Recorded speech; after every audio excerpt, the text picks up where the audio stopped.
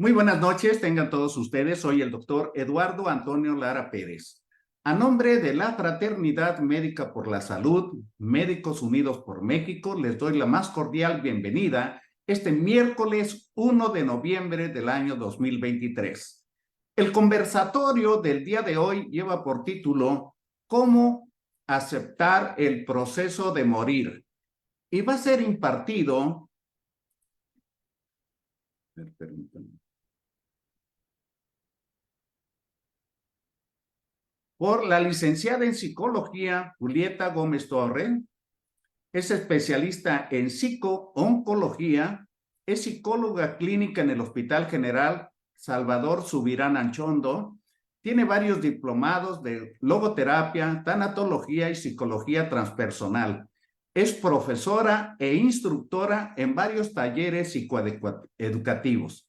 También nos acompaña el doctor Carlos Benítez Pineda. Hizo medicina en la Universidad Michoacana de San Nicolás de Hidalgo. Es especialista en pediatría por la Universidad Autónoma de Chihuahua.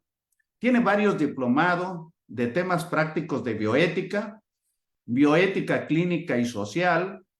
Su actividad laboral ha trabajado en el Hospital Infantil de Especialidades de Chihuahua y en el Hospital General Dr. Salvador Subirán Anchondo.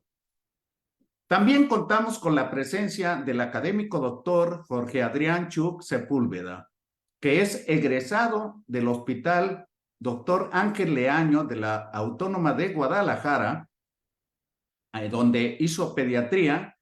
Ha sido expresidente del Colegio de Pediatría de Jalisco, consejero de la Comisión de Arbitraje Médico de Jalisco, fellow en el Hospital de Niños de la Universidad de Oklahoma, especialidad en bioética por el Centro de Estudios de Investigación en Bioética, autor del libro Bioética en Pediatría, autor de múltiples artículos de bioética en revistas y académico numerario de la Academia Mexicana de Pediatría.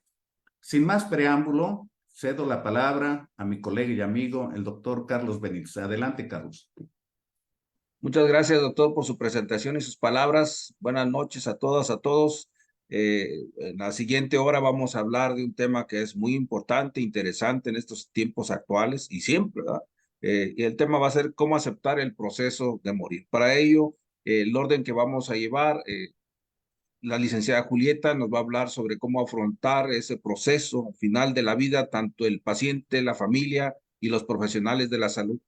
El doctor Jorge Chuc nos va a hablar sobre lo que es un enfermo terminal, qué es obstinación terapéutica y diagnóstica, futilidad terapéutica, pero también nos va a hablar qué son los cuidados paliativos y dónde están indicados. Cada uno tendrá 15 minutos. Vamos a dejar un espacio para que existan o realicen las preguntas. Aquí lo importante es que también tengamos participación de ustedes, que también ello viene a nutrir este conversatorio. En lo personal, yo les voy a hablar sobre lo que es la muerte desde el punto de vista médico y desde el punto de vista ético. Debo iniciar comentándoles que la vida tiene dos grandes momentos, el nacer y el morir, o como algunos otros llaman, el nacimiento y el morimiento. Este último con varias connotaciones filosóficas, antropológicas, médicas, religiosas, ¿sí? Cada uno con definiciones diferentes, pero que nos llevan a ese momento, el final de la vida. De la muerte es un tema que por lo general, como persona, como familia, como sociedad, no nos gusta hablar. Y no nos gusta hablar porque sentimos que si hablamos de ella, la acercamos. Si hablamos de ella, puede llegar a nosotros, pero además no hablamos de ella porque nos trae recuerdos tristes, dolorosos, y además pensamos tampoco hablar de ella porque consideramos que no es el momento, sobre todo cuando las personas están jóvenes o son adultos jóvenes o están teniendo una actividad laboral en el cual pues van teniendo superación tanto económica como personal y adquisición de bienes materiales. Pero el no hablar de la muerte en la sociedad en ocasiones nos puede causar y llegar de sorpresa. Y cuando nos llega de sorpresa, nos va a generar diferentes tipos de crisis, y la crisis que nos puede desencadenar, pues es una crisis emocional, crisis económica, crisis laboral, porque podemos faltar nuestro trabajo. Creo que la pandemia que todos vivimos nos dejó una gran experiencia porque nos cambió la forma de vivir, la forma de morir, la forma de relacionarnos, la forma de comunicarnos. Si ustedes recuerdan, en la pandemia, la persona que fallecía podía ser en la casa, solo, en la vía pública, en la ambulancia, en un hospital, solo. Pero además, también en esos momentos veíamos que no había rituales funerarios, no había lo que normalmente los usos y costumbres teníamos, que algunos se cremaban u otros no sepultaban el cuerpo entero. La muerte forma parte de nuestra vida, que es importante tomar en cuenta. Es enemiga de la vida, pero es la mejor amiga y compañera de la persona porque nos acompaña a cualquier parte, reconociendo que es la única que no discrimina, independientemente del nivel económico, el nivel académico, el color de piel, el país que esté, las creencias, las preferencias, el sexo. Ella siempre va a estar presente ahí. Es la única que siempre nos va a tomar en cuenta. La muerte es un proceso que se debe vivir con dignidad, cada una de sus etapas. Hay que recordar que estamos enfermos, pasamos una etapa terminal, luego una agonía y finalmente se pierde la vida. No podemos postergar lo impostergable cuando el final de la vida ya está presente en una persona con una enfermedad terminal. ¿Cómo, cuándo, dónde y en qué momento sucederá? Todo lo desconocemos, pero sí sabemos que pasará. El morir es un proceso único y personalizado. ¿Por qué personalizado? Porque dependiendo de nuestro estilo de vida, dependiendo de nuestros antecedentes familiares o personales, es la forma como vamos a terminar ese último momento. La forma como lo afrontemos dependerá de nuestras experiencias personales, en casa o con el resto de la familia o con los vecinos o en el caso de nosotros como profesionales de la salud, con los pacientes. Cada uno nos va a dejar una experiencia totalmente diferente y que de ahí vamos a aprender y aprendiendo a ir afrontando este tipo de situaciones. ¿Cuáles son las causas de la muerte? Ya todos lo conocemos y lo sabemos, que puede ser una muerte natural o una muerte violenta. Cuando hablamos de una muerte natural, cuando es por la edad avanzada o en su caso cuando está cursando con una enfermedad crónica o una enfermedad aguda o alteraciones cromosómicas o malformaciones congénitas que son incompatibles con la vida. Cuando es una enfermedad violenta, sea por un accidente o en su caso un homicidio o un suicidio.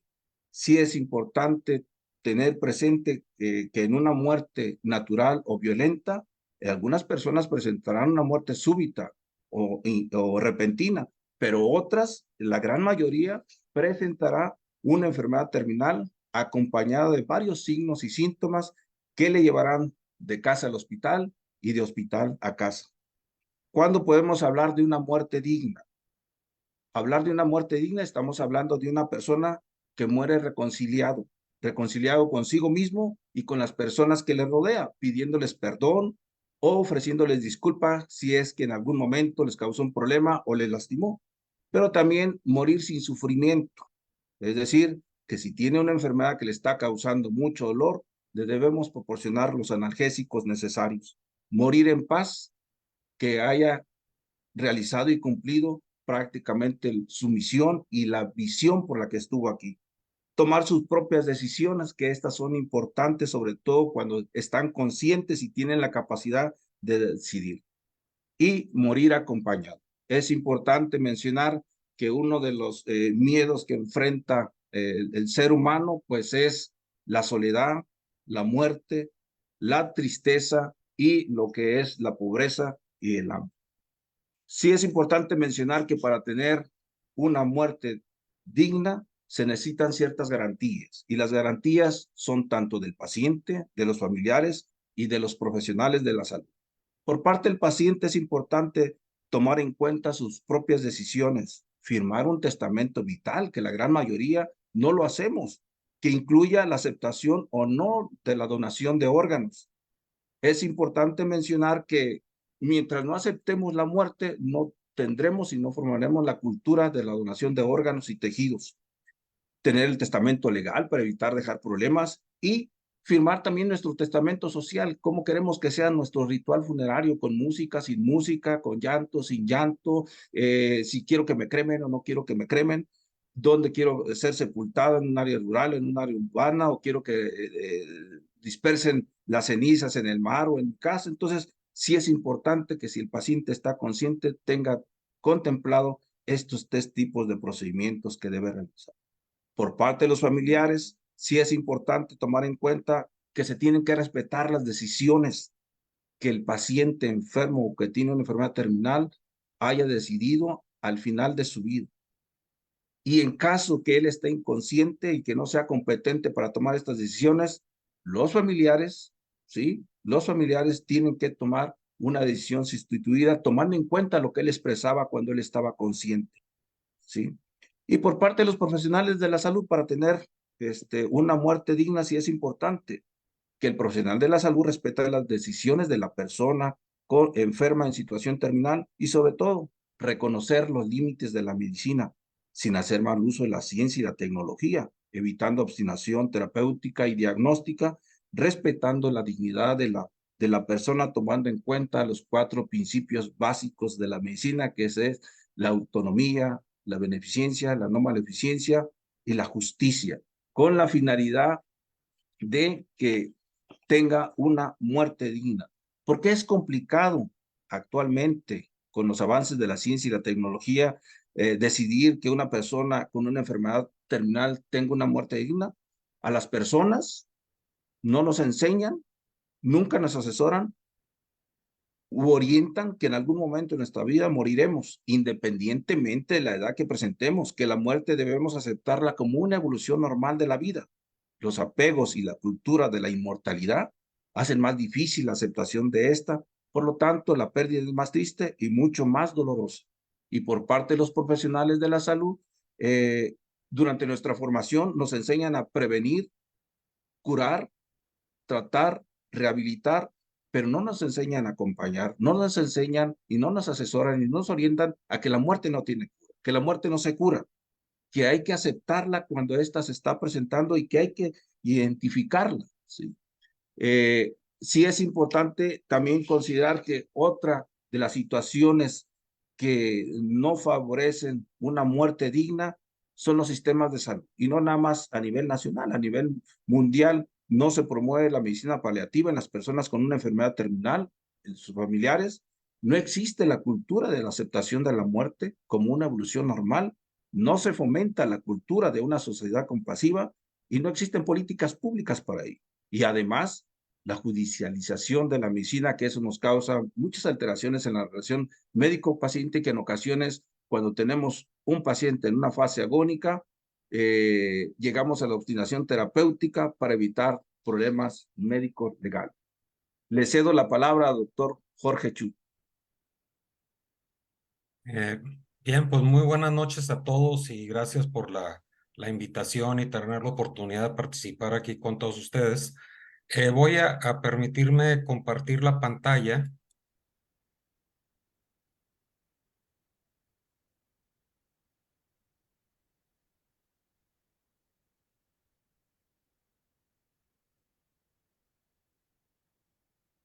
Bien, bueno, pues como el tema ya se ha mencionado, se trata de cómo aceptar el proceso de la muerte. Sin embargo, aparte de lo que ha mencionado mi buen amigo el doctor Carlos Benítez, pues siempre hablar de la muerte no es algo tan sencillo, porque como ya se ha mencionado, puede implicar una serie de situaciones que en un momento determinado, pues podría decir que a todos nos causa temor, eh, cierto miedo inclusive, porque no sabemos qué va a pasar, qué es lo que sucede.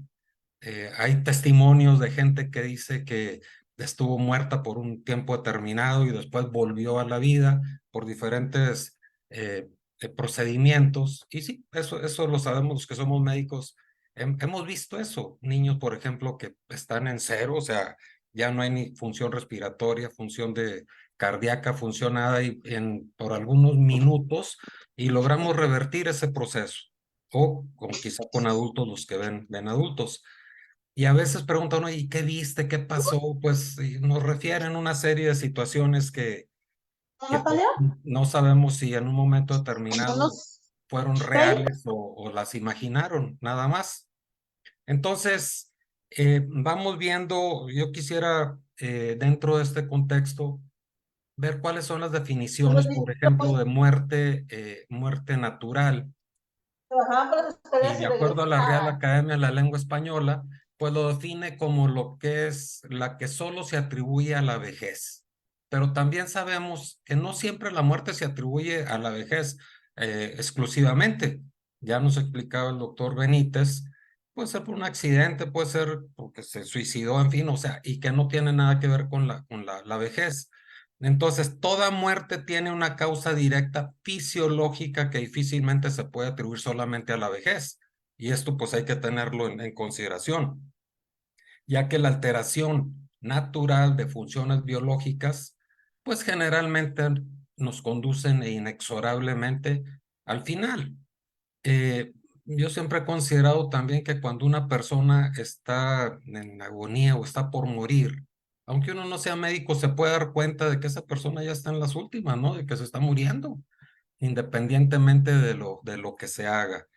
Entonces, hay un artículo muy bueno que se lo recomiendo y por ahí pongo la cita bibliográfica, es del 22 que está escrito por una doctora Macé, se apellida, y ellos hacen una propuesta de una definición de lo que pudiera considerarse muerte natural, y consideran que es el resultado final de un proceso de deterioro progresivo e inevitable de la salud, al que se llega con un grado de intervención médica asumible y deseable con el objetivo de aliviar el sufrimiento insoportable y degradante, así como el de alcanzar las máximas cotas posibles de calidad de vida según los valores y creencias de cada persona hasta que el organismo cese sus funciones.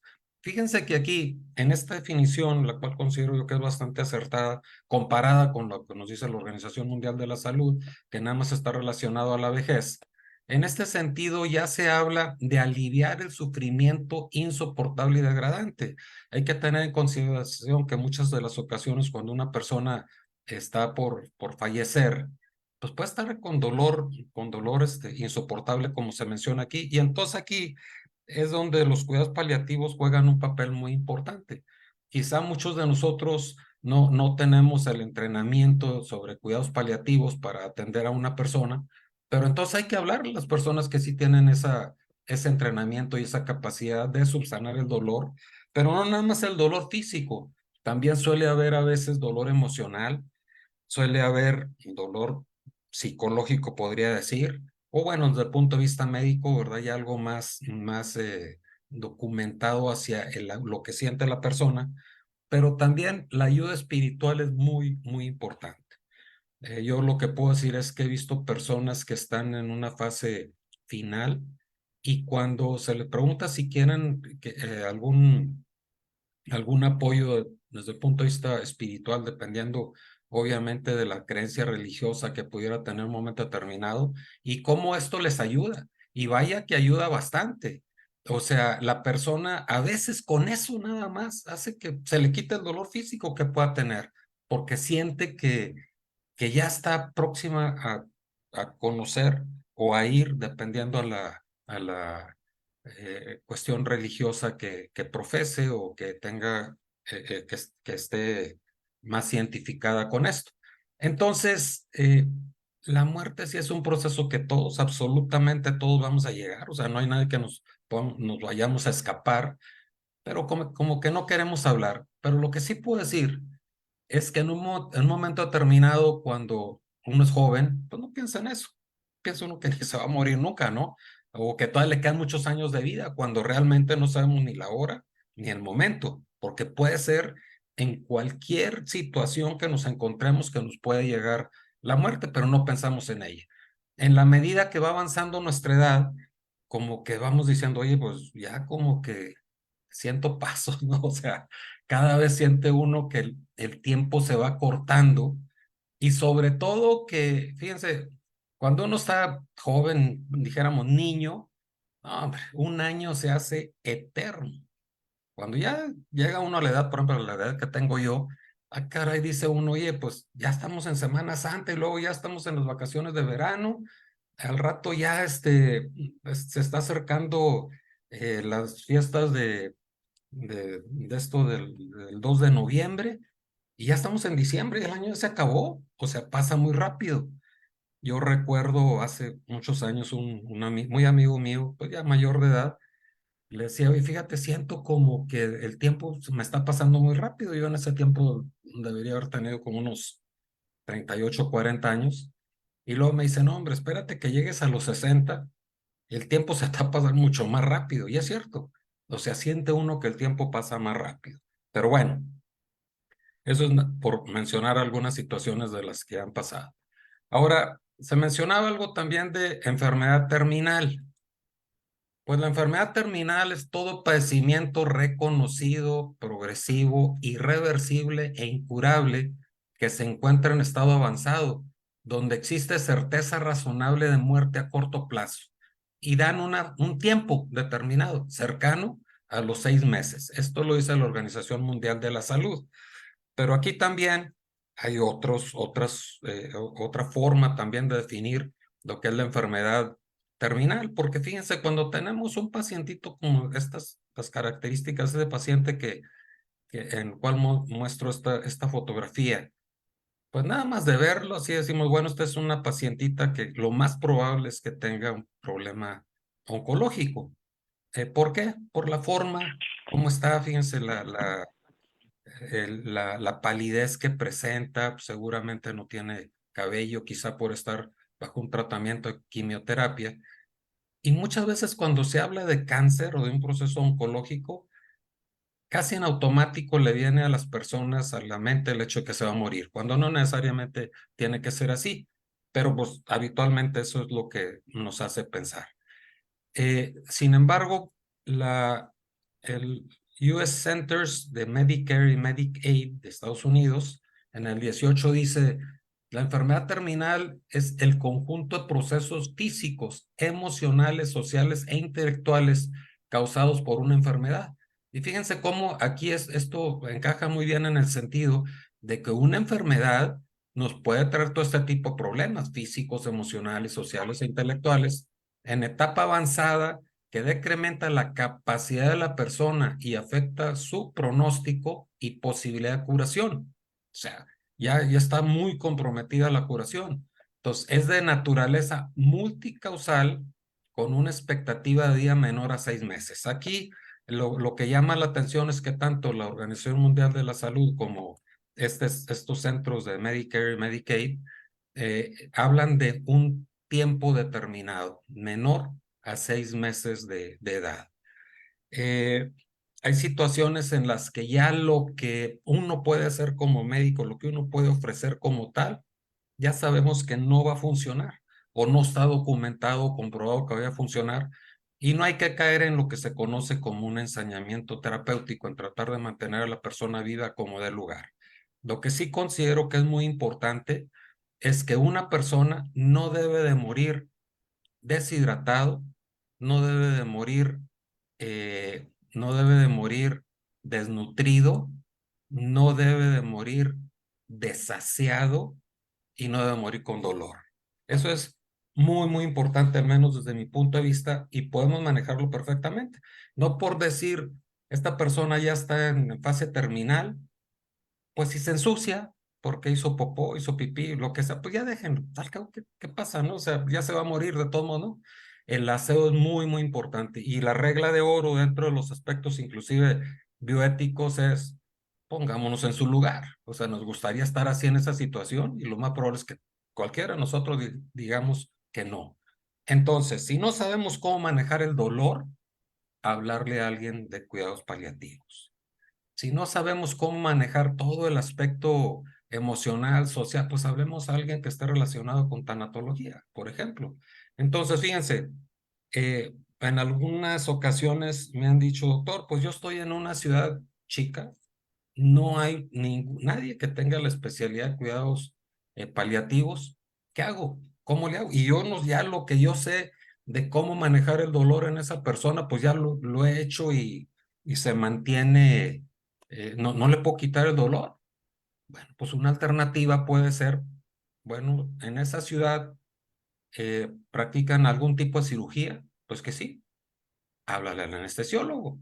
Los anestesiólogos generalmente son médicos especialistas que tienen conocimiento de cómo manejar el dolor. O sea, no nada más pensemos en personas especializadas en cuidados paliativos, porque podemos hablar de que es una especialidad relativamente nueva, en donde no hay tantos en la República Mexicana como tal para tener uno en cada ciudad, o en las ciudades grandes de concentración como la Ciudad de México, Guadalajara, Monterrey, quizá como las 3 ciudades más grandes de México. Claro, ahí vamos a encontrar gente que maneje cuidados paliativos, pero no en todos los lugares. Entonces, apóyate en el anestesiólogo, por ejemplo, ¿verdad? Entonces, sí hay forma, pero también no debemos de cerrarnos y decir ya no sabemos qué es lo que vamos a hacer. Se mencionaba también algo de la medicalización de la muerte. Este es un concepto también un tanto cuanto medio complicadito en el sentido de que, ¿qué quiere decir esto de la medicalización de la muerte o en su momento también medicalización de la vida? Bueno, ¿qué quiere decir medicalización? Pues es el influjo o la injerencia de la medicina en la vida o en la muerte. En este caso, pues estamos hablando de la muerte.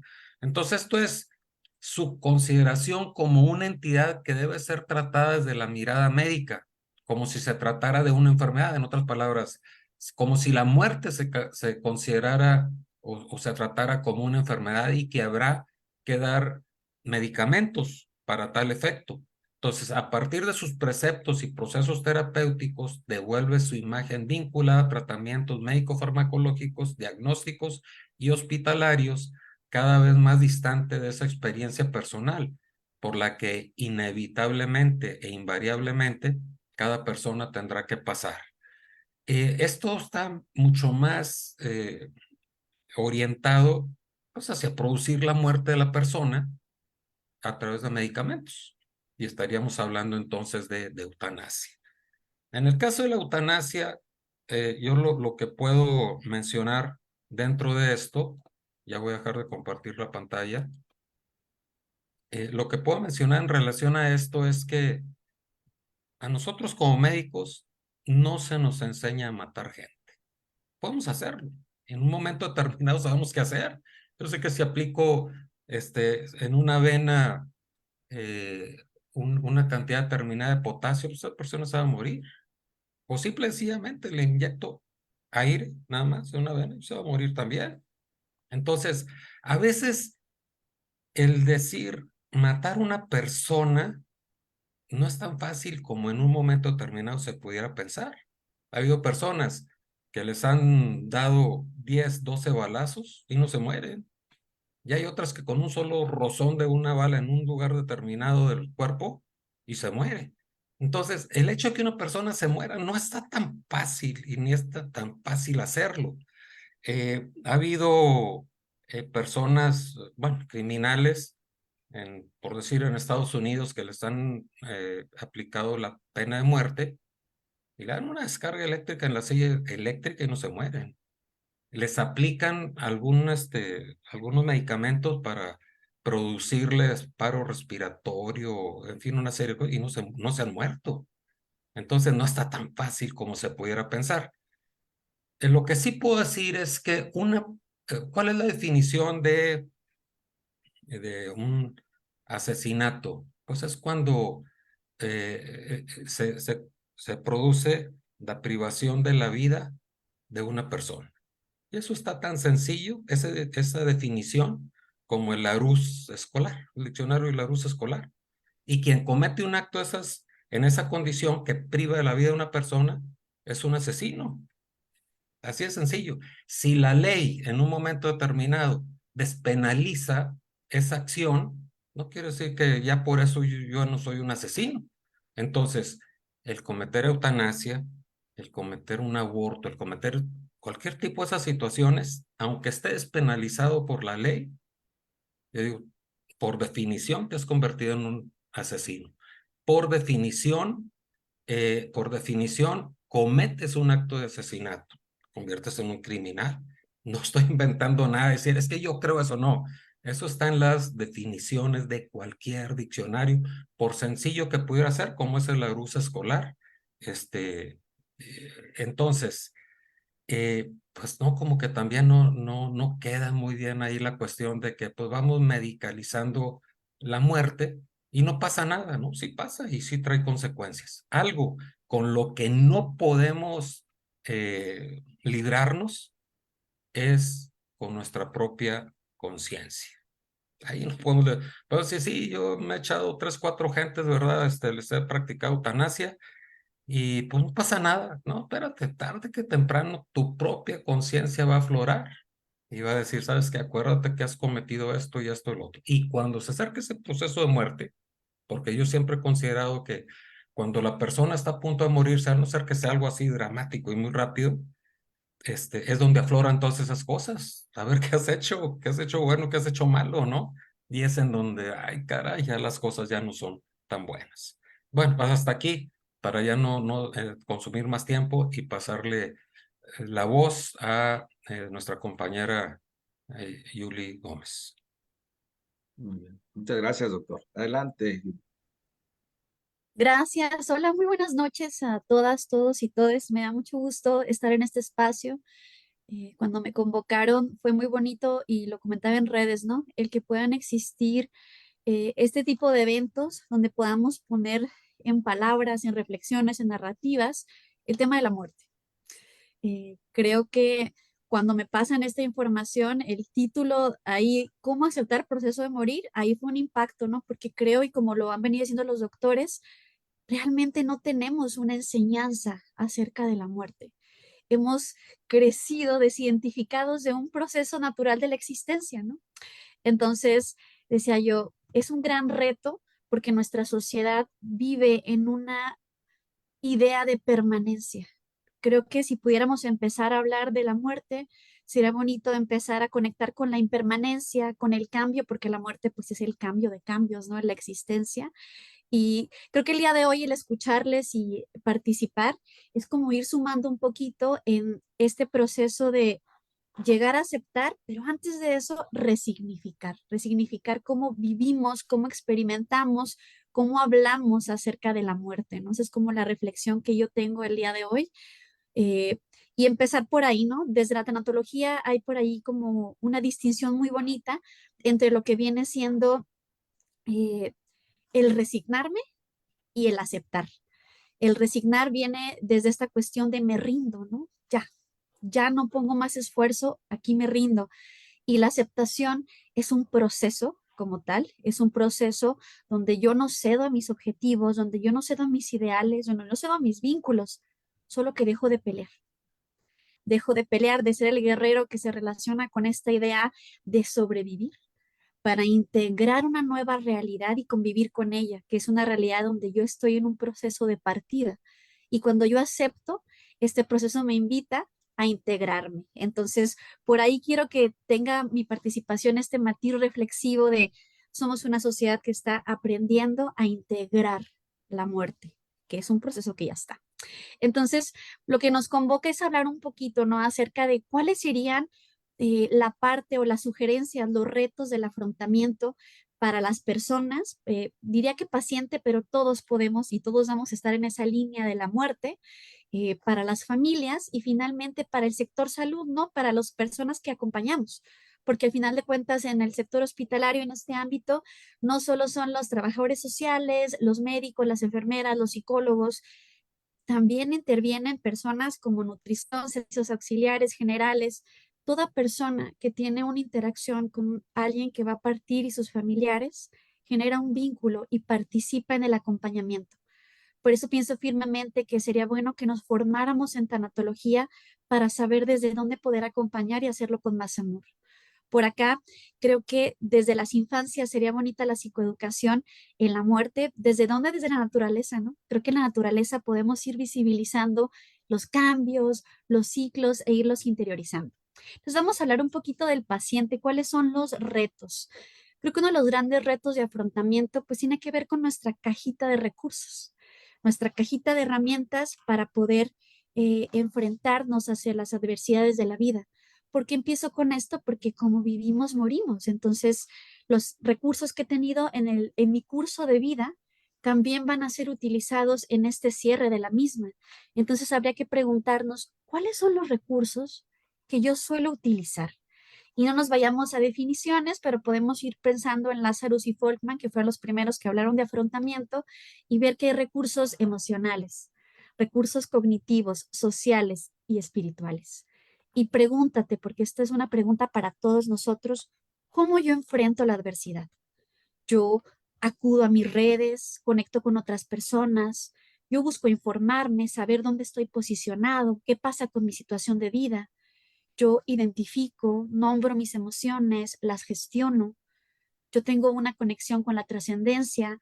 Yo reviso si tengo en mi espiritualidad un camino religioso que me pueda apoyar, que me pueda dar soporte. Y ahí es cuando empezamos a decir cuáles son los recursos que yo tengo y qué bonito pudiera ser integrarlos, ¿no? Saber cuándo voy a necesitar conocer esta emoción y hablarla, pedir apoyo, recibir apoyo espiritual, e inclusive también informarme de la parte médica, que creo que es medular y es con lo que empezamos este ejercicio. Creo que otra cosa que también es importante cuando vivimos esta etapa vital es una, ¿cómo lo puedo decir? Una conciencia de nuestras necesidades. Por ahí suelo hablar cuando me toca dar algún ejercicio de estos acerca de la vieja y amada pirámide de Maslow. ¿Por qué?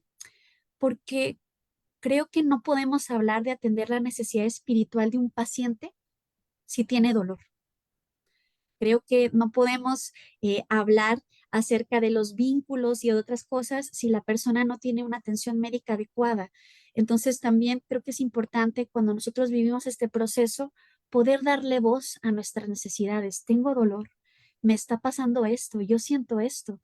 He visto algunas personas en acompañamiento que tienen dolor y a veces no lo manifiestan porque no quieren preocupar, porque pues ya para qué, qué sentido tiene.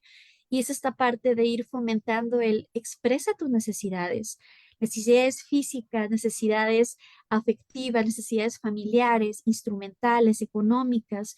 Entonces, creo que por ahí vamos empezando con el tema del paciente, ir revisando cuáles son mis recursos, dándole voz, dándole nombre a mis necesidades a nivel hospitalario, a nivel familiar, espiritual, y revisar también que el proceso de morir es un proceso de adaptación. Es un proceso que tiene muchas etapas, que nos mueve completamente, perdón, a nivel físico, a nivel emocional, intelectual, espiritual, social, nos desequilibra. Y también es válido permitirme desequilibrarme, permitirme estar en este proceso donde yo no fui preparada, donde yo no conozco, donde estoy aprendiendo también. Cuando eres un familiar de un paciente en terminalidad, pues la familia está aprendiendo cómo acompañar, pero también cuando estamos en ese proceso, estamos aprendiendo cómo vivir este cierre de ciclos. Entonces, creo que también se trata de que podamos en la vivencia permitirnos todo el espectro emocional que esto tiene. Por eso hablaba ahorita de la aceptación como proceso significa renunciar a esta pelea, a esta onda de ser la guerrera, el guerrero y decir, esta es mi realidad y voy a convivir con ella. Eso no quiere decir que no ame, que no tenga propósitos, que no tenga un sentido de vida que reestructurar. Entonces, a que somos personas vulnerables. La muerte nos coloca en la vulnerabilidad y ser vulnerable está bien, pero se nos ha enseñado que está mal. Creo que es esta parte de conectar con que todas, todos y todos somos vulnerables, vamos a atravesar este proceso, nos va a llegar, no sabemos cuándo ni dónde, pero está cercano. Y conforme yo vaya conectando con esto, podré ir generando una sensibilidad para irlo afrontando. Entonces, creo que es importante, ya cuando vamos viendo todo esto, el revisar ahora sí cuáles son mis creencias en la trascendencia como persona en este proceso, ¿no? Cabe aclarar brevemente que la espiritualidad y la religiosidad no es lo mismo. La religiosidad es un camino que nos puede llevar a la espiritualidad y qué importante es cuando yo estoy viviendo este proceso de partir, empezar a revisar mis creencias, mis paradigmas, porque surgen cuestionamientos. Lo que yo tenía fijo a veces se tambalea y se vale. Quiero solo decir si alguno de nosotros toca ese momento, está bien no estar bien, está bien estar desorganizado, está bien estar confuso, porque es la llamada a la búsqueda para hacer un cierre. Creo que también en los pacientes está esta parte de poder empezar nuestro cierre de pendientes. Por acá hablaban de testamentos vitales, etcétera. Y qué importante es que yo pueda colocar, identificar cuáles son mis pendientes. Y me ha tocado cuando acompaño a pacientes que lo tienen muy claro. No es algo que se tenga que estar desenredando, son vinculares. A veces hay vínculos donde hay que pedir perdón, donde hay que cerrar, donde hay que agradecer, propiedades, testamentos, etcétera. Solo es darle lugar a esas necesidades y que tengan una voz. Ahorita lo veremos con la familia porque también existe este tema que es el pacto de silencio en las familias. Y los pactos de silencio, el paciente también a veces lo hace, o sea, guarda silencio porque pues ya estoy partiendo. No quiero preocupar más, no quiero generar más molestia, voy a guardar silencio acerca de mis necesidades, no voy a hacer peticiones. Y entonces cuando me silencio, tampoco puedo cerrar. Entonces, qué bonito es desde la vida, desde antes de que surjan estos procesos, tú preguntarte, yo preguntarme en mi curso de vida, cuáles van siendo las cosas donde yo en el presente necesito poner atención, donde yo necesito colocarme para cuando llegue ese momento ya sé dónde tengo que cerrar. Ya sé dónde tengo que pedir perdón, dónde tengo que dar gracias. El cierre de ciclos es vital. Es como cuando alguien va a cambiar de trabajo, ¿no? Que bueno, pues me queda una semana, pues a cerrar, ¿no? Cerrar mis pendientes, acomodar mis cosas. Cada quien decide cómo cerrar. Yo decido si no hacer nada esa semana, si despedirme de mis compañeros, si incluso capacitar a otra persona, porque esa va a ser mi manera en que yo pueda transitar a la siguiente etapa. Y así como pasa en algo como un trabajo en la vida, pasa en este trabajo de transicionar hacia la muerte. Entonces es importante que nosotros identifiquemos esa parte. Creo que en esta generalidad hablaría del paciente, de la persona. Recapitulo un poquito, ¿no? Como ver cuáles son tus recursos aquí en el ahora para irlos integrando, para irlos moviendo, porque no todos los recursos son funcionales. El recurso del silencio, de callar mis necesidades, no es funcional, pero lo aplicamos. Entonces, revisar recursos, cuáles son las necesidades, darles voz, vivir el proceso de adaptación, de no caer en la resignación, que podemos caer en ella, pero irnos mudando hacia el proceso de convivir con mi nueva realidad. El poder pedir apoyo. No todos los pacientes y familiares van a requerir o van a solicitar un apoyo tanatológico o un apoyo psicológico. Sin embargo, es bonito si yo tengo estas emociones y conecto, hay una tristeza profunda, hay enojo. ¿Qué pasa si lo investigo? ¿Qué hay detrás de lo que estoy sintiendo y pensando? Es válido pedir apoyo. Creo que por esa parte sería cerrar con la trascendencia, el visibilizar cuál es mi creencia de lo que sigue, explorarla y recibir por ahí apoyo y orientación. Esa es la generalidad un poquito acerca del paciente, de nosotros en ese lugar, porque también lo seremos. Y también esta recomendación de cuando empezamos a conectar con la impermanencia y con el cambio, podemos vivir más en atención plena. ¿Qué es la atención plena? Estar aquí. Y cuando yo estoy aquí puedo estar consciente de mi presente, disfrutarlo, vivirlo y tal vez en un parpadear ya es Navidad, ¿no? Pero qué bonito que en ese parpadear, en esa sucesión, yo pude disfrutar todo ese cambio. Vamos hablando de la familia. Igual con los tiempos, si me atoro algo me dicen, porque yo, bla, bla, bla, le echo ahí la carreta. La familia tiene bastantes retos también, porque la familia es un sistema. Entonces, cuando una persona entra en terminalidad o ver una pérdida anticipada, la dinámica se mueve. ¿Qué cambia? Los roles. Hay transiciones familiares. O sea, a lo mejor mi papá preparaba todos los días desayuno, comida y cena y ahora está hospitalizado. ¿Quién los va a preparar? Y esto pudiera escucharse como muy natural, sin embargo, el que papá hiciera la comida era un lenguaje del amor que para mí era importante. Ahora, ¿quién lo va a hacer? Todo este movimiento de roles implica estrés, implica resignificaciones y también creo que una gran recomendación de afrontamiento para los familiares es la comunicación, el poder abrirla, sentarse a hablar de lo que sentimos y lo que está pasando, porque entonces hay muchos silencios y no se habla. Los roles y las actividades se asignan de manera silenciosa, alguien los toma, los hace, se habitúa y no se habla. Y también esto surge, por ejemplo, con el tema de la elección de los cuidadores primarios. No siempre es, oigan, ¿cómo va a ser la organización de los cuidados? Surge un cuidador primario y nos atraviesa culturalmente en el tema de los roles de género que sean mujeres, que sea la mamá, la abuela, la nieta. He visto cuidadores hombres también, por supuesto, sin embargo, hay una tendencia en que sea la mujer. Y como una protección, como un mecanismo familiar, entra esta cuestión de todo lo depositamos en el cuidador y se retira la familia. Y no hablamos esto desde el juicio, ni desde la etiqueta, ni desde la mala familia, sino desde una protección a mi dolor. Me retiro y el cuidador se queda con todo este tema de acompañamiento y de su propio autocuidado. Entonces, qué bonito sería que pudiéramos reorganizarnos familiarmente y poder revisar quién va a emitir los cuidados, cómo van a ser, y yo familiar decir desde mis capacidades, desde mi realidad, hasta aquí puedo acompañar. Tal vez yo no voy a estar en el hospital toda la semana, tal vez no voy a estar ahí directamente, pero yo puedo aportar, yo puedo abonar esto. Esa falta de organización impacta al cuidador, porque cuando hay que tomar decisiones, que las tome el cuidador, y es un tema que también pues le convoca al paciente, ¿no? Si tiene la capacidad, la conciencia, también son sus decisiones. Y cuando en la familia se sientan y se logra, porque lo he visto, y los roles se amplían, se hablan, se apoya al cuidador, también no se anula la capacidad del paciente, porque también el paciente aún está vivo. Me ha tocado que en hospitalización, paciente consciente orientado en fase terminal, la familia en este proceso a veces ya no le habla, ya no lo toca, ya no se acerca, eh, porque ya estamos en este procesamiento de la muerte, pero espérate, todavía está presente, todavía está aquí. Aunque tenga una ventilación, todavía está aquí, todavía podemos vincularnos. Y si puede participar en su proceso, si puede dar voz, si puede hacer, hay que hacerlo. Entonces, creo que es importante el que la comunicación se amplíe, porque llega este pacto de silencio, me ha tocado verlo, es común en las familias. En la experiencia hospitalaria me ha tocado bastantes familias que le dicen al personal médico, por favor, no le digan al paciente que va a morir. Y esto otra vez, no es que nosotros empecemos en una tela de juicio de la familia que no afronta bien, la familia egoísta que no piensa en el paciente, es un mecanismo de protección. Lo dije ahorita, hay diferentes tipos de afrontamiento, no todos son funcionales.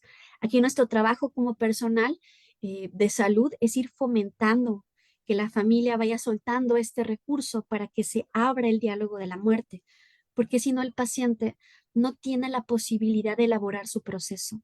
Casi todos, si no es que la mayoría, saben que van a partir, lo intuyes, lo sabes. Ahorita lo decía el doctor, ves una imagen y ya puedes saber qué está pasando. Entonces, cuando silenciamos, se hace una mascarada, se hace una fiesta halloweenesca, onírica, mágica, donde todo parece que está bien, pero es insostenible porque el tiempo cada vez es menos. Entonces, cuando este pacto se rompe, se diluye, se reconoce, ya el paciente, la persona puede elaborar su proceso, comenzar a conectar con sus necesidades, comenzar a revisar cuáles son sus pendientes. Por ahí una vez un paciente me tocó y fue muy bonito, hace muchos años, era un ingeniero muy afamado que construía presas. Y fue muy padre porque pues toda su vida se dedicó a este tema de la presa, al trabajo como hombre proveedor y estuvo desconectado de su familia. Y cuando tenemos el abordaje tanatológico y empezamos a ver pendientes y cierre, los dos decíamos, esta es tu última presa, la más importante, la presa que vas a construir con tu familia, con revincularte con ellos, con cerrar, con dar gracias, dar perdón. Y la familia participó, no hubo silencio y pudo generarse un cierre amoroso. Todos merecemos ese cierre amoroso. Entonces, es ir revisando que si hay silencios como área médica, como área también de salud mental, no se trata que generemos una discordia, sino que fomentemos la información, el derecho del paciente, la conciencia familiar, para que pueda abrirse este tema y dialogarse. Por acá también vemos que en las familias se encuentran procesos, ¿no? El proceso que tú vas a observar depende del vínculo. Puede fallecer un hombre y ese hombre es mi papá, tu esposo, tu hermano, tu hijo. Cada quien tiene un proceso de duelo diferente y van a ir entretejiéndose conforme pase el tiempo durante la pérdida, después de la pérdida. Entonces aquí también es este tema de guardamos silencio porque no quiero molestar a mi hermana, está enojada y no le va a decir, yo mejor no digo nada y la comunicación sigue siendo la clave medular, el poder hablar de cómo me siento. Y yo lo veo y le digo a mis pacientes cuando ya hay un fallecimiento, es como un tema de relevo. Hoy yo, Yuli, me voy a sentir fortalecida, hoy yo puedo hacerlo, o yo puedo hacer un trámite, o yo puedo visitar a mi familiar. Mañana a lo mejor no puedo. Ok, mañana va a pasar Carlos, Carlos lo puede hacer. Y después Jorge. La idea es coordinarnos y que la atención que se reciba y el acompañamiento sea general, no sea nada más particular, porque luego surge pues el síndrome del cuidador primario. Y tenemos cuidadores que se enferman en el hospital, que están en urgencias en el hospital, y esto solo genera más estrés y detona más los procesos familiares. Qué bonito es que pudiéramos ampliar y romper el silencio desde la compasión, desde el entendimiento de los mecanismos defensivos familiares. Podemos preverlo como equipo en este acompañamiento e ir creando comunicación para expresar necesidades, miedos, temores. La familia va a vivir muchísimas emociones, claro que va a vivir todo el proceso, pero creo que la emoción que está más presente por allá, lo decían, es el miedo. Miedo a todo. ¿Cuándo va a morir? ¿Cómo va a morir? Y si muere solo, y si muere conmigo, porque a veces lo vemos como un castigo. ¿Qué voy a hacer? ¿Cómo les voy a informar? Y lo primero como familiar que te diría es, abraza el miedo, abraza el proceso emocional del miedo. Es necesario porque eres humana, somos humanos, y el miedo es la emoción que responde a la incertidumbre. Hay un miedo sabio, y el miedo sabio es el que me dice, páusate, junta recursos, junta lo que tienes que utilizar. ¿Para qué? Para enfrentarte a lo que no conoces, pero de una manera más consciente. El miedo puede ser una emoción aliada si la colocamos desde esta sabiduría. Entonces, creo que por ahí en el tema de la familia, pues es ir revisando que esta emoción es válida, el que nosotros también, cuando preparamos nuestra maletita y el miedo se vuelve aliado, ya podemos pedir información, ya podemos hacer relevos y sobre todo ya podemos pedir ayuda. Algo que veo mucho en las familias es que esta parte que no se pide ayuda. Yo quiero manejarlo porque yo tengo el rol de que yo soy el hermano mayor y el hermano mayor los cuida a todos, ¿no? Y es, espérate, aquí no hay roles, aquí hay personas que estamos perdiendo a alguien y no necesitamos todos. Entonces, con esto cierro un poquito el tema de la familia, recapitulando nuevamente, ¿no? Hay procesos, hay pactos de silencios. Lo importante y el reto que tenemos es abrir la comunicación, expresar necesidades, saber escucharnos, saber comprendernos, activar redes para pedir apoyo cuando sea necesario y hacer relevos y pensar siempre, ¿desde dónde puedo apoyar a mi ser amado? Si yo no puedo estar al 100%, ¿cuál es mi 100%? Y ese 100% de Julieta que lo pueda dar con amor. Creo que eso es importante. Vamos ya cerrando porque los tiempos ya no sé ni cómo están, doctores, ustedes me dirán, con esta parte breve que tiene que ver con los profesionales. Y creo que es algo bien interesante. Les dije, a todos nos atraviesa el acompañamiento a personas terminales y a sus familiares. Incluso cuando va a la nutrióloga a hacer la valoración, a hacer la dieta, puede toparse a la persona llorando, a la familia triste, y ahí hay un vínculo, hay un contacto emocional y lo atendemos. Entonces, creo que lo primero yo le sugeriría, y lo parto desde mi experiencia personal, es cuáles son mis procesos o cómo están mis procesos actuales de pérdida. ¿Cuál es mi paradigma? ¿Cuál es la manera en que Julie y cada uno de ustedes se está relacionando con la muerte? Porque desde ahí vas a acompañar. Si tú tienes procesos que están abiertos, que no están trabajados, que están en incertidumbre, vas a acompañar desde la incertidumbre. Entonces, revísate, a ver dónde estoy, cómo están mis creencias, cómo puedo yo estar alineado, porque los pacientes nos traen nuestra vida a flote, es natural. Y creo que desde ahí, desde saber dónde estás, puede ser más sensible, más humano, que ahorita lo decía el doctor, ¿no? ¿Cómo me gustaría a mí morir? ¿En qué condiciones me gustaría a mí? Si lo posiciono desde mí, desde mi familia, puedo hacer mucho movimiento, porque al momento del acompañamiento del personal, creo que la parte importante es la información también y información compasiva. La compasión proviene del entendimiento de la realidad. Cuando yo ya sé todo el espectro emocional, todo el sentipensar, todo el movimiento físico que tiene la familia y el paciente, yo entiendo cómo los voy a encontrar. Y entonces, si yo sé que están en crisis y vulnerables, yo no voy a dar una información en el pasillo, de pie, con toda la gente pasando. Voy a buscar un espacio seguro para sentarlos, ver incluso un vaso de agua, una cajita de Kleenex, hablar de una manera tranquila, entendible, dar un espacio para reacciones emocionales, generar un espacio de preguntas, no generar falsas expectativas.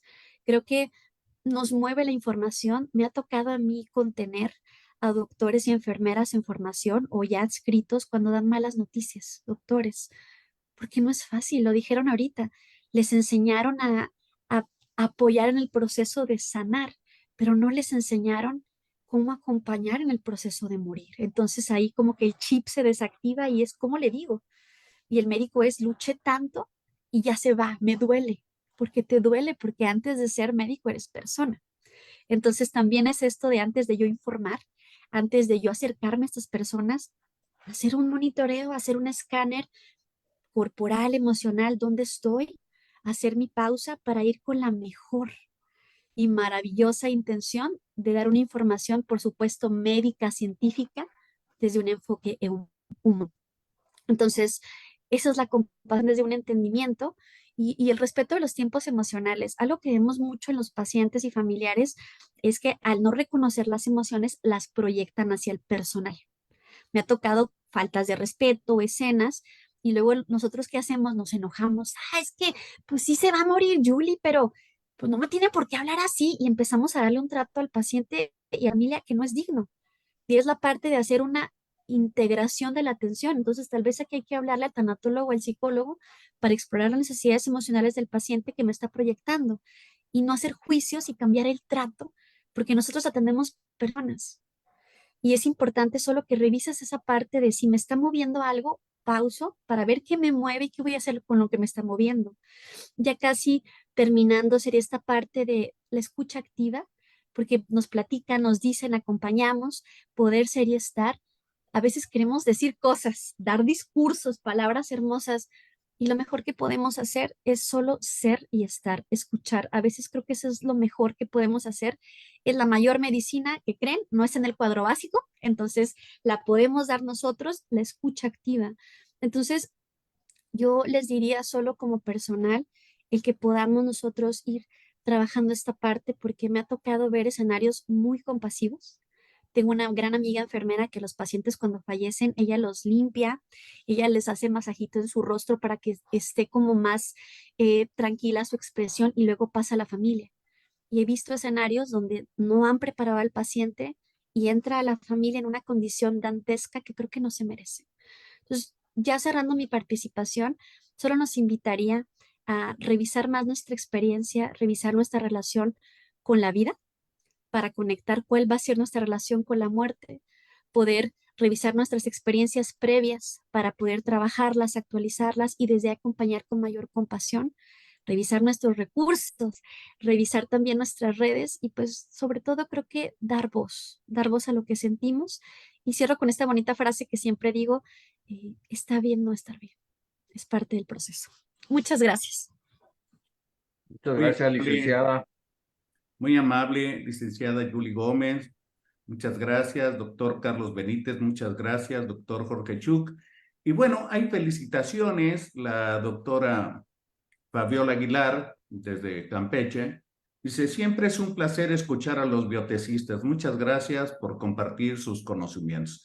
El doctor Juan Héctor Martín Meléndez, de Guadalajara, pregunta, si aceptar la muerte como un proceso final de la vida depende de las circunstancias en que ocurre o de un condicionamiento social, educativo, económico o jurídico del doliente, ¿qué debe de hacer o no hacer un médico de primer contacto? Por si quiere contestarlo alguno de ustedes. Si quiere usted, doctor Jorge Chut. Oye, ya me limpié las manos, no, no, no es cierto, no, y ahorita lo complementamos. Bueno, yo creo que hay otra de las cosas que no se nos debe de olvidar nosotros los médicos, es el de consolar. Porque hay veces que pensamos que como médicos siempre todo estar encaminado hacia administrar medicamentos y cosas de esas, y no del todo. Debemos de también saber consolar ya cuando el proceso está cerca, como médico de primer contacto, vemos que ese paciente ya está por fallecer, porque hay algo que ya se mencionó también. La persona que está en esa fase de muerte se da cuenta, así mismo sea un niño, Yo me acuerdo cuando roté por el servicio de oncología pediátrica, había niños que nos decían claramente, doctor, yo ya sé que me voy a morir. O sea, pues ya no, no tanta cosa, ¿no? A lo que es. Entonces, a veces el acercarse a uno y tomarlo de la mano, acompañarlo, eso reconforta mucho. Por eso digo, a nosotros como médicos no debe de olvidarse que también una de nuestras funciones es el poder consolar al que está en agonía, al que se está muriendo. Y por supuesto, habrá otras opiniones de mis compañeros. Yo eso es lo que podría decir, tratando de contestar un poco esa pregunta que hace el doctor Juan Héctor.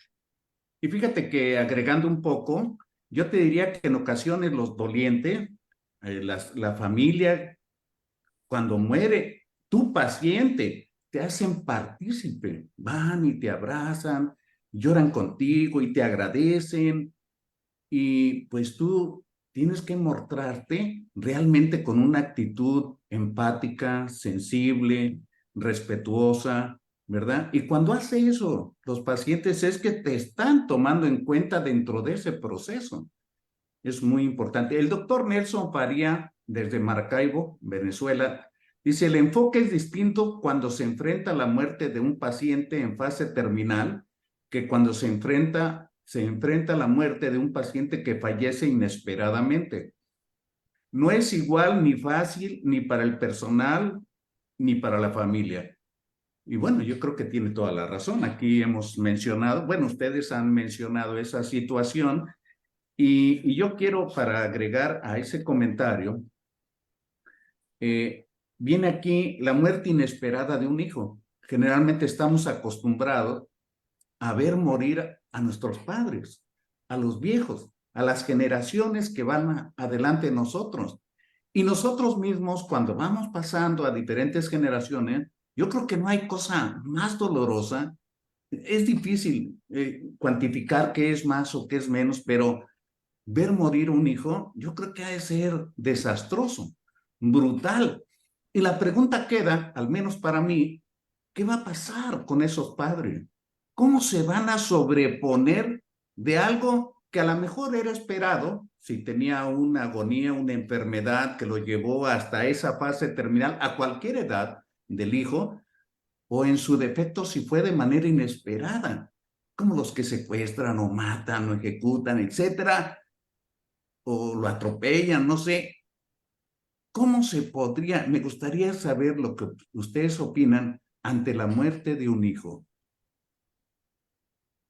En lo personal sería muy triste y muy doloroso, ¿ah? Porque es lo que comentaba, uno siempre espera morir primero y después los hijos, pero creo que la respuesta la tiene la licenciada Julieta, cómo necesitamos ese apoyo emocional, porque también debemos tener presente que fallece una persona y los familiares ya no acuden, ya no hay seguimiento posterior al fallecimiento, y todos requerimos un apoyo. O Entonces, si a todavía mí me... peor, o todavía entonces, peor, los mismos padres dicen, ya no quiero vivir, ya no exacto. tiene sentido mi vida aquí. Se deprimen o hacen cosas que alteran al resto de la gente cercana preocupados por esa situación.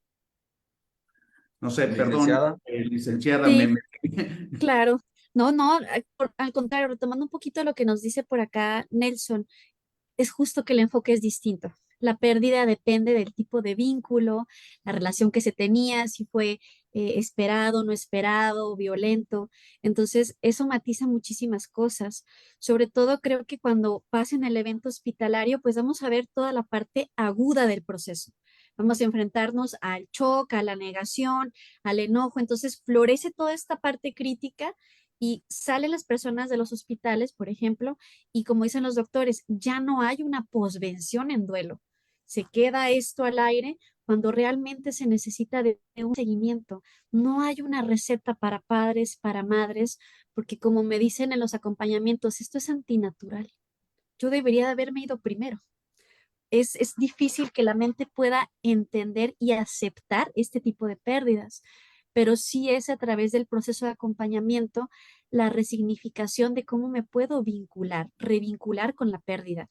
Por ejemplo, cuando son los duelos perinatales, pues observamos que aunque el bebé, el producto, pues no se generó esta relación fuera de, sí se generaron expectativas, planes, deseos, y eso es lo que se aborda también en el proceso de duelo.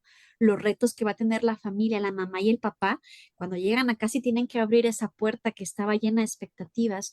Entonces, creo que más que decir como un reto, perdón, como una receta, sería tal vez desde el apoyo familiar estar cercanos a los dolientes, darles este espacio para tomar sus tiempos de aislamiento, sus tiempos de enojo, ser y estar presentes y buscar el apoyo, porque realmente los acompañamientos que me ha tocado y ha sido un honor a papás y a mamás en pérdidas de hijos en diferentes etapas de estos, realmente se requiere hacer una gran resignificación y el trabajo emocional.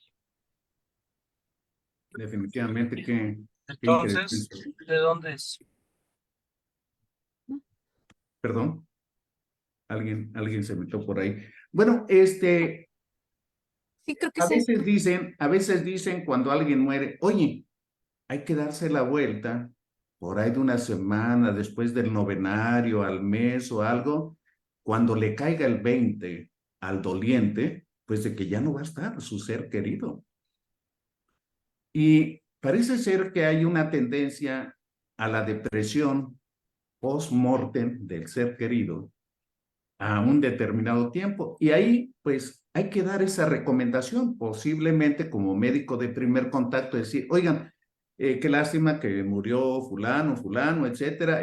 Yo les pediría que platiquen entre ustedes, se reúnan determinado tiempo, si es la esposa, pues vayan, acompáñenla, si es, etcétera. O sea, para que esa etapa que es terriblemente frecuente y verlo, al menos yo en mi carrera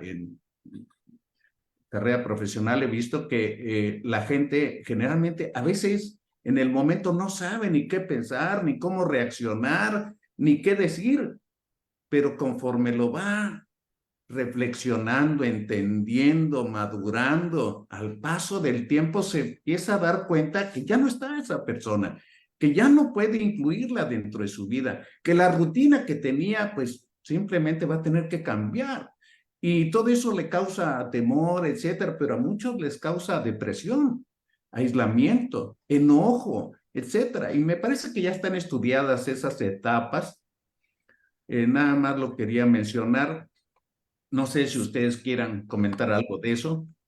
Y justo por aquí quisiera compartir, eh, creo que obviamente ustedes como médicos y yo he visto en el trabajo hospitalario, lo hacen excelente en el primer contacto, es ofrecer la primera psicoeducación. Creo que lo que funciona mucho es como, miren, es muy posible que ustedes vayan a vivir estas reacciones a nivel físico, a nivel emocional, a nivel social, porque de repente la gente las confunde con depresión. Hay que revisar que la depresión y el duelo tienen clínicamente muchas similitudes.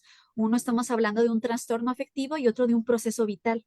Entonces, sí es importante como hacer las distinciones clínicas y saber, vas a pasar por esto, vas a atravesar por aquello y invitar, como dice el doctor, a dar un seguimiento, una continuidad en apoyo en salud mental para seguir explorando, porque si hay procesos de duelo que se derivan a procesos depresivos. Entonces, yo sugeriría siempre, demos la primera psicoeducación, porque de repente pasa este proceso del duelo y los dolientes no duermen en un mes, ¿no? Y me estoy volviendo loco, ya me deprimí. Bueno, es parte del proceso de duelo que hay una alteración en el sueño. Entonces creo que sería esta parte de brindar esta primera información, aunado a lo que dicen los doctores de esta bonita empatía y acompañamiento. Una felicitación de la doctora Araceli Silva desde la Ciudad de México. Les felicita y les agradece esta plática que tiene repercusiones profesionales y personales. El doctor Luis Duarte dice, la búsqueda de paz post-mortem creo que sería mejor con la ayuda espiritual, además de la palabra de confort del médico tratante. Para eso va a ser necesario enseñar a guiar al médico en formación. ¿Ya existe ello? No sé, ¿alguien quiere?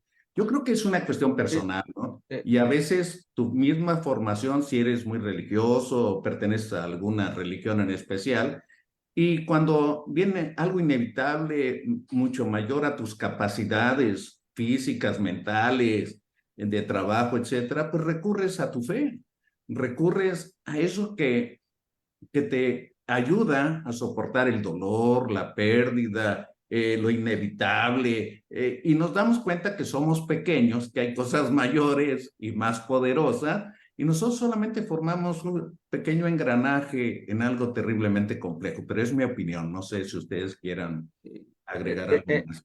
A nivel nacional, y aquí sí lo podemos comentar, que a nivel nacional no hay una currícula tanto para la formación del personal de enfermería, formación del personal médico, en la formación del personal de psicólogos, cómo afrontar ese momento el profesional. Lo que sí es importante que durante nuestra formación no nada más nos tienen que formar en prevenir, curar, aliviar, rehabilitar y paliar, sino también cómo tenemos que afrontar este tipo de situaciones. Porque anualmente a nivel nacional tenemos alrededor de 847,000 defunciones y por lo tanto tenemos que prepararnos, tenemos que afrontar ese tipo de situación. Entonces creo que es un momento también, aparte de Yo formar la por- cultura, fomentar la cultura de aceptación de la muerte, se tiene que fomentar la cultura de cómo el médico en formación tiene que aprender a que no todo se cura. ¿Sí? ¿Y cuántos de nosotros no nos ha pasado que hemos estado transferenciados con algún paciente que no queremos que muera y cuando muere nos afecta? Lloramos, nos deprimimos, nos frustramos y tenemos que verdaderamente hacer una catarsis para volver otra vez a lo mismo. Hay médicos que dejan de ejercer parte o una rama de su profesión por la frustración de que un paciente se les murió. En fin, hay muchas cosas de ese aspecto, se nos está acabando el tiempo y yo quiero comentar, porque quiero oír su opinión, de que dicen que México está muy unido a la muerte y que México se ríe de la muerte y que los procesos son muy simpáticos en México comparado con otros países, otras sociedades, otras mentalidades, etcétera. Pero me hizo recordar esta plática la película de Coco, porque ahora estamos inundados con una serie de influencias, digo, no son malas, pero es una concepción diferente de la noche de brujas y de las brujas de Salem y cómo hacen en Europa, y todo gira alrededor de algo mágico y tenebroso de algunas personas. En el concepto de la película de Coco, me encantó la temática porque el niño aprende que hay una trascendencia familiar, un acercamiento, la familia, aún a pesar de muerte, sus circunstancias, y cómo hace su propia catarsis. Entonces, mi recomendación sería, hay que ver ese tipo de películas en familia. Y seguramente los hijos o los nietos van a preguntarle al mayor, al papá, a la mamá, al abuelo, y uno tiene la oportunidad de decir sus conceptos, lo que ha vivido, ¿verdad? Para que ese sea parte de la enseñanza del tránsito en esta vida. Yo creo que aquí dice la doctora Araceli que hay un curso de tecnología abierta a todas las personas o no, pregunta yo, me imagino. Y dice, el reírse de la muerte puede ser una firma de negación. Bueno, no necesariamente, o sea, puede tener muchos conceptos desde mi punto de vista, porque así nada más reírse de que alguien muera, bueno, me parece un poco incongruente, pero a lo mejor es un poco el sentido ácido de no darle la concepción trágica necesariamente, sino más filosófica, de que sí, pues sé que me voy a morir y me río de eso y me la voy a pasar feliz. ¿Y cuántos de nosotros no vemos ahí a las calacas tocando música y cantando, bebiendo y pasándosela bien? O sea, en lugar de estar preocupados que nos vamos a ir al infierno, que vamos a sufrir mucho, etcétera, etcétera. Si nos vamos al infierno, nos vamos a encontrar a todos los políticos, seguramente, ¿no? Pero, pues yo creo que hay maneras de, como dice bien el doctor Benítez, de que nuestra formación como personas, independientemente de las creencias familiares y cómo nos formamos en la familia, debería de haber en la currícula una manera que nos proteja, que nos oriente, que nos dé argumentos y bases para ofrecer todavía algo mejor a nuestros pacientes, sus cercanos, en esta etapa de la vida, como bien lo dijo también, que es prepararse para morir. No sé, estamos ya en el límite. Yo quisiera pedirles a cada uno de ustedes, pues, un mensaje final a manera de epílogo antes de cerrar esta transmisión. Empezamos con las mujeres. Ya, perdón. Recapitulando nada más un poquito lo que decían por acá, eh, yo la sugerencia que emitiría es que pudiéramos prepararnos los profesionales y las personas en general en el tema de la tanatología, que pudiéramos tener más acercamiento. Hay cursos en Chihuahua, hay diplomados, ¿no? En la República realmente hay opciones y sí es un reto que en nuestras currículas se siga brindando la atención, las clases de tanatología, psicología, y también yo invito al personal médico a que tenga este acercamiento al área de salud mental para hacer trabajo en equipo, ¿no? Para hacer un bonito trabajo, para poder acompañar muchísimo mejor a nuestros pacientes y también nosotros podernos acompañar entre nosotros, ¿no? Ustedes son médicos y son humanos y viven emociones y los detonan los procesos como dijeron y es válido, solo que se les enseñó que eso no podía pasar. Entonces, también ustedes necesitan un espacio para poder desahogar, acomodar y creo que es un reto que los vayamos creando. Eso es como lo primero.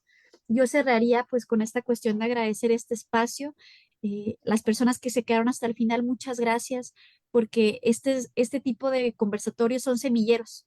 Nos estamos volviendo semilleros para ir en tierras fértiles hablando de este tema de la muerte, de la sensibilización y volviendo esto más amplio para que deje de ser un tema silencioso. Cierro con que la película de Coco, mi parte favorita, creo que ya casi todos lo vimos, es el final. Creo que ese es el proceso de lo que podemos llamar aceptación. Cuando están en la fiesta familiar de Día de Muertos y están conviviendo los vivos con los muertos y están todos disfrutándose al unísono. Creo que ese es el proceso real de aceptación. Cuando yo sé que aunque no estás de esta manera física, sensorial, a nivel espiritual estás conmigo. Por eso es un proceso de aceptación. Muchísimas gracias por habernos invitado, por haberme permitido estar aquí, escuchar ahí todo mi rollito. Qué honor conocerles y estamos a sus órdenes. Muy bien, muy amable. No Gracias. sé, Mi, ahora, ¿quién quiere mi, co- primero? mi comentario va en relación mencionar que el ser humano tiene tres condiciones. Es frágil, es vulnerable y es necesitado. Y como personas lo debemos acompañar en cualquiera de sus etapas y condiciones. Sí es importante respetar la dignidad humana, la dignidad intrínseca, independientemente en la situación que éste se encuentre. Y muchas gracias a todos y a todas por su asistencia y la participación. Gracias, muy amable. Jorge.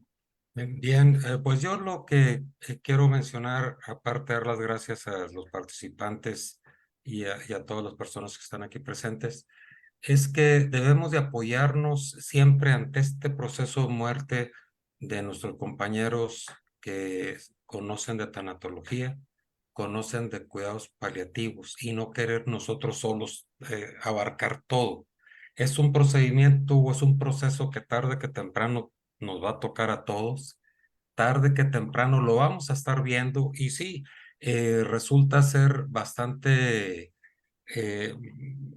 nos ocasiona bastante forma de hacer las cosas cuando estamos esperando que vamos a morir todos, siempre los que vamos teniendo mayor edad, y que cuando mueren primero los de menos edad, en este caso llámense los hijos, llámense los hermanos menores, etcétera, pues sí nos va a ocasionar cierto conflicto que debemos de saber también cómo manejar. No debemos de olvidarnos de como médicos, no nada más es el aspecto médico, sino que es también el aspecto de consolación, de estar al pendiente de lo que va pasando en la medida de todo este proceso y pues tarde que temprano nos va a llegar. Muchas gracias a todos por la ayuda y todos lo que nos han estado mencionando conforme a lo que pues en un momento determinado decimos, híjole, ojalá y no nos toque, pero de que nos va a tocar, nos va a tocar. Muchas gracias a todos. Muchas gracias. Muchas gracias a todos ustedes, a los que se unieron a esta sala. Hay que recordar que la vida es bella, que es breve, que es fugaz y única. No tenemos que andarla desperdiciando en tontería. Y el saber un poco más de la tanatología y este proceso para morir nos demuestra que somos humanos, los médicos, que somos sensibles y que podemos aportar un poco más que solamente medicina. Muchas gracias a todos y hasta pronto.